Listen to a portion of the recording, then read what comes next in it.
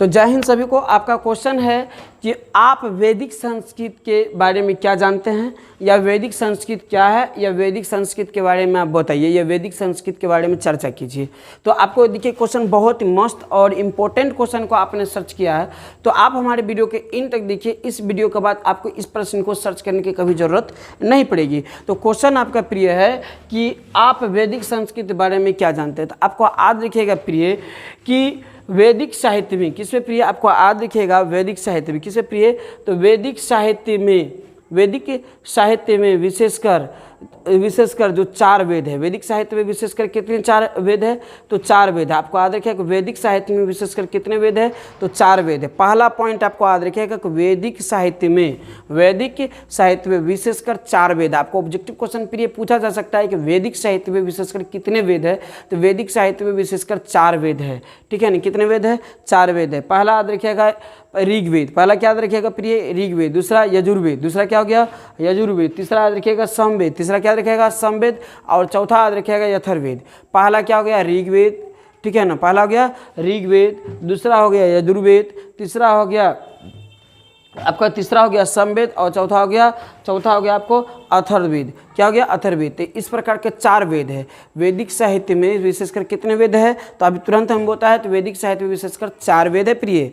पहला हो गया ऋग्वेद, यजुर्वेद, सामवेद और यथर्वेद। यानी यहाँ पर ध्यान दीजिएगा, एक हो गया ऋग्वेद, दूसरा हो गया प्रिय यजुर्वेद, तीसरा हो गया सामवेद, और अगला हो गया आपका चौथा नंबर हो गया यथर्वेद।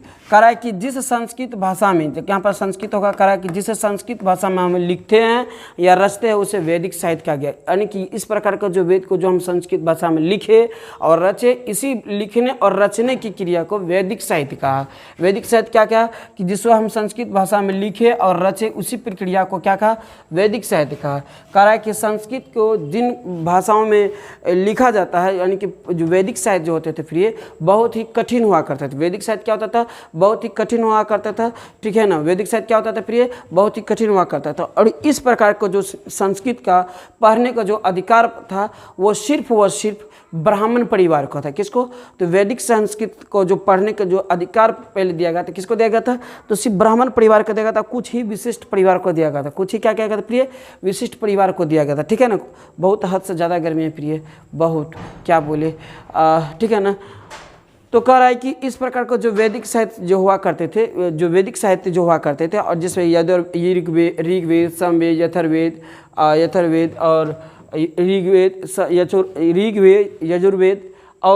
यजुर्वेद, सामवेद और ऋग्वेद, इस प्रकार को जो संस्कृत को पढ़ने का जो अधिकार था सिर्फ किसको था प्रिय, तो ब्राह्मण परिवार का थे और कुछ विशिष्ट प्रयोजनों को हुआ करते थे।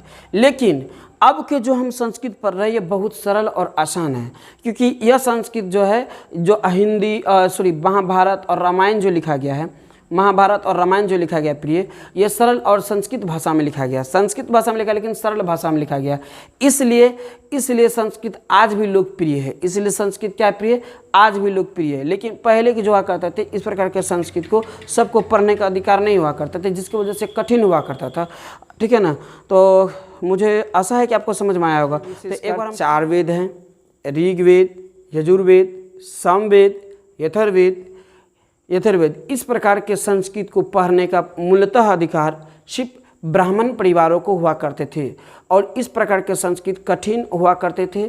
क्या हुआ करते थे प्रिय, कठिन हुआ करते थे। लेकिन अब का जो संस्कृत का प्रयोग हम करते हैं पूर्व के संस्कृत से बहुत ही सरल और आसान है, क्योंकि इस प्रकार के संस्कृत के भाषा में, अब के संस्कृत में ही रामायण महाभारत की रचना की गई है, जो आज भी लोकप्रिय है। तो इस प्रकार के हमारे परिभाषा जो हम सुने, ये परिभाषा लिखना है, क्योंकि विद्यार्थी प्रिय आपको याद रखिएगा, वहाँ पर लिखा रहता है विद्यार्थी के लिए यथासंभव अपने ही शब्द उत्तर दे, दूसरे का शब्द उत्तर न देना है। ठीक है प्रिय, क्योंकि दूसरे शब्द उत्तर देने से मतलब क्या, वहाँ पर ये नहीं कहा जाता है कि किताब को रटा हुआ उत्तर दीजिए कि, ठीक है ना, आपकी वहाँ माइंडलिटी टेक किया जाता है, तो आप अपने माइंडलिटी से आंसर लिखिए। ठीक है प्रिय, तो कैसा लगा मेरा वीडियो, अच्छा लगा हो तो आप मेरे वीडियो को शेयर कीजिए, सब्सक्राइब कीजिए और अन्य मेंबर्स को जोड़िए। मेरा टेलीग्राम नंबर है ट्रिक्स ऑनलाइन क्लासेस, वहाँ पर से भी ज्वाइन कीजिए।